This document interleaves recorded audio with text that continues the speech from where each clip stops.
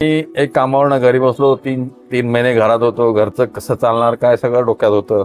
महिना दीड महिन्यानंतर ही गोष्ट जेव्हा समोर आली, त्याने मला सकाळी मेसेज टाकला. मी रात्री बघतो काय, त्याला फोन मेसेज परत टाकतो काय म्हणून, तो सर ॲड करणार आहे. दुसऱ्या दिवशी मी ज्या हॉटेलमध्ये होतं की ते आम्ही फक्त बाहेरनंच बघू शकतो, त्या हॉटेलमध्ये जातो, मुलाखत देतो. त्या सगळ्या गोष्टी एकदम वेगळ्या होत्या.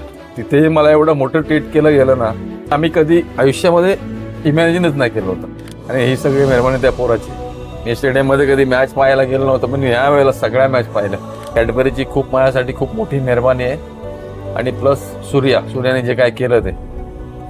आणि तो पोरगा तर मला असं सरळच बोलतो सर मैं है तो आप शिवानी का हिमांशु का टेन्शन आप लेना नाही बोलतो. त्या पोराचे शब्द आहेत ते. आणि हे शब्द आहेत ना, मला एवढी ताकद देऊन गेले ना की मी तसाच उभा आहे.